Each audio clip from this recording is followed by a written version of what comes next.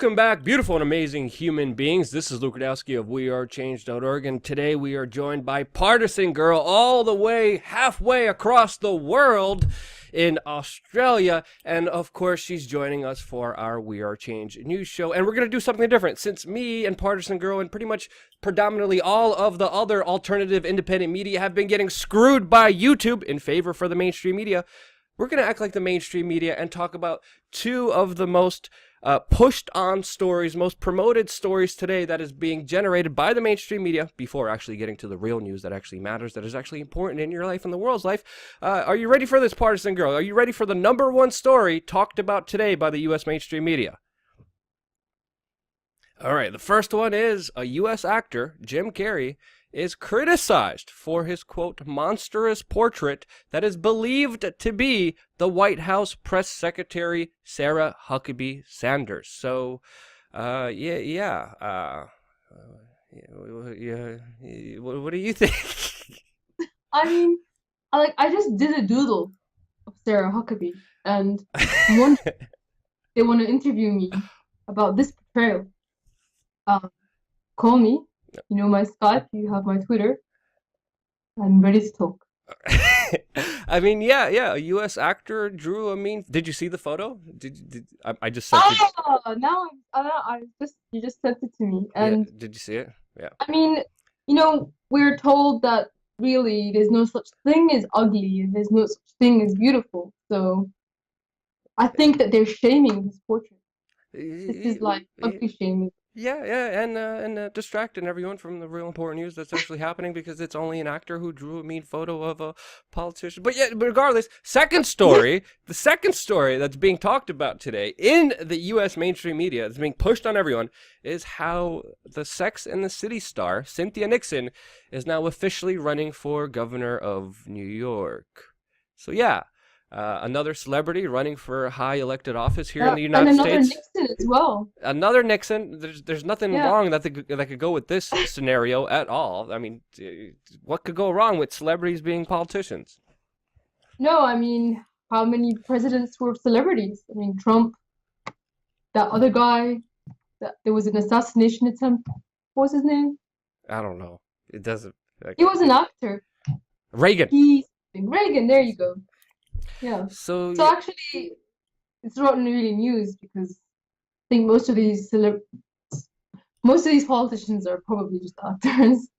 So yeah, exactly. Pretty much Washington is Hollywood, but for ugly people, as many people say. So yeah, we have. But I'm sure that the women are gonna vote for her. Yeah. Because she has female genitalia. Yeah, she's probably gonna win. So yes, we're gonna have Sex and the City star as governor of New York very soon. We'll be able to watch all her antics on our television screens as she's issuing government policies. So yeah, more actors going to politics. So yeah. So now that we have our clickbait titles that YouTube will of course promote us for, since we're talking about these very important issues, now let's get into the actual news. World War III.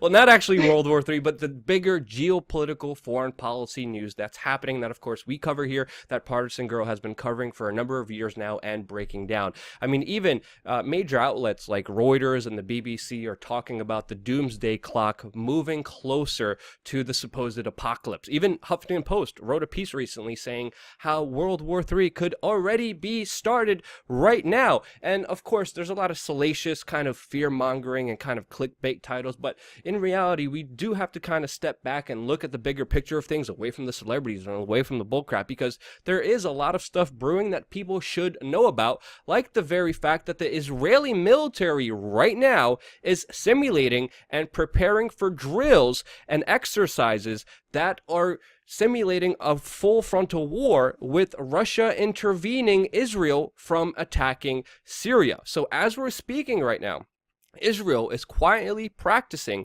the possibility of war with Russia, and this is just on the heels of a joint exercise that Israel did with the United States called Jupiter Cobra, a very fitting name, simulating more war in the Middle East. Partisan Girl, what do you think about all of this saber rattling, all of this kind of preparedness that's happening right now in the Middle East, and it escalating to the proportions where it is right now? Well, I'll tell you what I said in the Facebook post that got my Facebook account deleted. It's the last post I ever made. But the war with Israel is not only possible, it's inevitable. So it's only really a matter of time. And the problem is, of course, that the Israeli lobby in the US is very strong. AIPAC, it's got basically tentacles in both the Republicans and the Democrats. The president's son-in-law, he has a very tight relationship with Netanyahu. And the alliance between the US and Israel is quite obvious. So in order to allow Israel to continue breaking international law, unfortunately, it might be the case that the US is going to start World War III on their behalf, and which will result in millions of deaths, American ones as well. So right now, with this possible World War III scenario, I think that we're living a time where it's more likely that there's going to be a nuclear war, even more so than it was during the Cold War. And if you looked at the nuclear posture report that Trump came out with, before anything, he said, not him specifically, but the US government came out with this nuclear posture report that said that there's a possibility that they will use tactical nuclear weapons. It's all online. It's open, not even classified. They will use tactical nukes, small nukes are a possibility. Now, in answer to that, Putin made a statement that if the US were to use a nuclear weapon of any size on anywhere, Russia will take this as the beginning of nuclear war and launch everything at once. And he also stated that Russia has this new device that they've been working on, which will be unstoppable for this Star Wars system that's supposed to shoot down nuclear weapons. So the idea that the Trump administration had was that if now they have this possibility of using small tactical nukes, probably on Syria, and perhaps North Korea, and nothing will happen to them. And Putin's come out and said, well, no, even if there was a retaliatory strike, they'd be able to shoot it down. And Putin's sort of blown that out of the water. But whether or not they believe him is the question, and whether or not they're going to try it anyway is the other question. Because right now on the news, and we've heard reports from soldiers inside the bases in Syria, is they are on alert that in 48 hours there might be an attack by the US against Syrian forces. This is when Al-Qaeda is being defeated in Ghouta, near Damascus. They're on their last leg. And all of these reports, these fake reports that just in word, they just said there's possibility of chemical attacks. And instead of having a false flag in Syria, we saw it in the UK, in Salisbury, but that's another story. And all of this banter about possibility of attacking Syria is happening in the background. So this chance that the US is going to attack Syria is strong, and the position that they would attack it is on the border of Iraq and Syria, because there's a town along the river where ISIS still is. This is the area where ISIS still exists, that the Syrian government took this town that the US wanted instead. The reason that town is very important is because it links Syria and Iraq together, and hence it allows them to continue to sell or have a link to Iran to get weapons across in case there's a war with Israel. So the US wanted to basically block and isolate Syria from Iraq and Iran, and that's why that town is important. And if an attack is going to happen, it might just be there. Or, it might be an all-out war, such as the war games have been doing, where it's going to be Russia, Iran, Syria against the US and Israel. But yeah, I'd like to get your take on that. Well, hopefully it doesn't happen. And we've been seeing the posturing and the strong words against each other from a very, very long time now. I mean, we're talking about decades ago. There's been tensions between Syria and the United States and Israel. So this is a conflict that is building up. But from my analysis within the last few years, it is crescendoing. It is escalating. We can only hope that there won't be mutually assured kind of destruction. It is very interesting to see how Russia is kind of stepping up and kind of being the middle person, obviously protecting their interests, but obviously also making sure that the United States doesn't overstep their kind of power in the region alongside Israel. And there's been a lot of stern kind of talking between Israel and Russia, and I think that's why Russia right now understands that when it comes to protecting Syria, they're going to also have to face heads with Israel, with the United States, and of course Saudi Arabia, which I wanted to bring up to you and kind of flow along with kind of the news that we're talking about here, because as we're talking right now, we have the Saudi Crown Prince visiting the United States on a 2-week U.S. trip. Now, obviously, there's a lot of foreign policy. There's a lot of domestic, there's a lot of international news surrounding Saudi Arabia, but also economically, the bigger factor here really needs to be addressed too, because Saudi Arabia is going bankrupt. They cannot survive economically, and I think that's why we're seeing the Saudi Crown Prince meet with the heads of Uber, Amazon, GE, and other American companies as Donald Trump is trying to lobby Saudi Arabia to sell their oil on the New York Stock Exchange. We saw the Saudi Crown Prince on 60 Minutes just yesterday, which many critics say was just a total embarrassment and a total failure in journalism, since the journalist failed to kind of counter some of the points that the Saudi Arabian prince was making.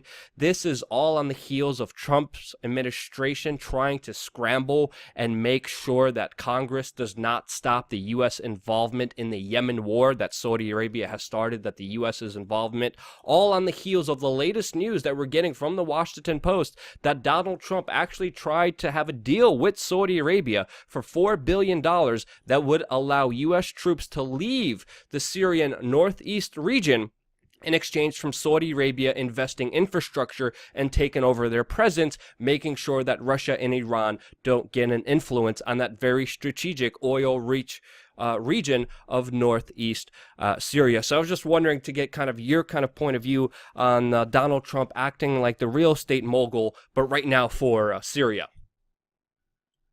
Well, just to be clear, I haven't watched the 60 Minutes interview, and I only recently heard about this oil deal that might be coming up.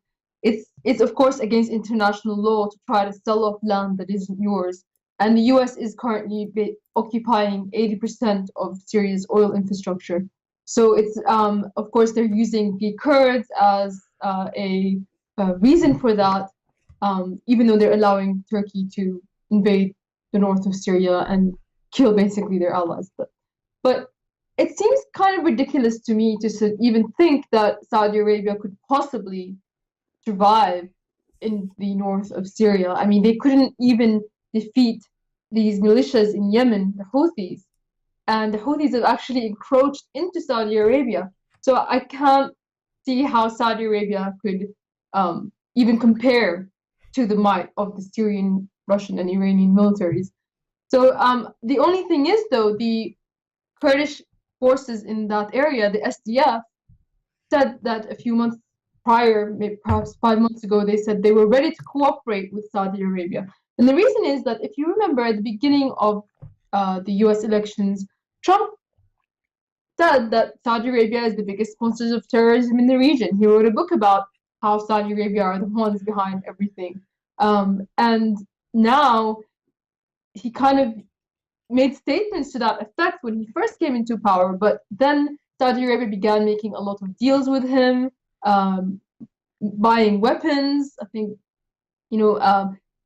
agreeing to a lot of policies on Syria, which included balkanization, which is the reason why Saudi Arabia is enemies now with Turkey and Qatar, whereas before they were like a gang that were ganging up on Syria. Now there's some friction between them. And that's also the reason why these Kurdish militias are interested in working with Saudi Arabia now, because they are kind of on board with Israel and the US and their policy in Syria 100%. And of course, they continue to fund these terrorist groups that the US is still on the side of. And, it's interesting that at the United Nations, Nimrata, or as you know her, Nikki Haley, she said, they basically admitted that yes, Al Qaeda is in Ghouta, in that pocket in Damascus right now. But you wouldn't hear that in the US media, and you wouldn't even know about it because they continue to defend these opposition fighters, as they call them. So now they've changed their name from rebels to that. But back onto Saudi Arabia, I mean, of course, they need to polish the image of Saudi Arabia because everybody knows that the entire Middle East, Saudi Arabia has the most regressive policies, the most archaic, kind of extremist versions of Islam. If you're Christian, you're not allowed to celebrate Christmas openly. You basically have women were not allowed to drive. Now they've made them change that law. Now that he's saying that he's emancipating women. I mean, call me when women can wear sleeveless shirts in Saudi Arabia because they haven't gotten to that yet. But they're making it out to be that this Saudi prince is now, what's next? Is he going to stop beheading people in the street? We're yet to see that. But of course, it's part of like polishing the image of Saudi Arabia. Now they're no longer the terrorist sponsors. Now they're the greatest allies that the US has ever had. And to be honest with you, the US has always been their ally because at the end of the day, they don't really care about whether they support extremists or dictatorships in the Middle East. They only care about destroying, rebuilding, to get these contracts for rebuilding, and stealing the resources and protecting Israel. That's all they really care about. So, of course, it's no surprise that Saudi Arabia would be their greatest ally while they pretend to be against Islamist terrorism. Yeah, the alliances here are very interesting because they keep kind of shifting as well, specifically when we're talking about Turkey here, which is a NATO state, but has effectively also pissed off the United States, is attacking their allies, but at the same time is somewhat wavering between supporting Russia and the United States at the same time as they're going for their power grab and their kind of land grab that we're seeing right now in the north of Syria. We also see Saudi Arabia being pissed off at the United States for effectively naming Jerusalem as the capital of Israel. So we're seeing like a lot of little different posturings, but also I kind of see Saudi Arabia backing down from their kind of close entanglement with the United States, even though it's primarily been Israel and Saudi Arabia that the United States has been acting in behest of, especially with their foreign policy. But the alliances here, especially with the Kurds and Turks, is just so surmountable. It's so back and forth, it's hard to even keep in touch with exactly what's happening there.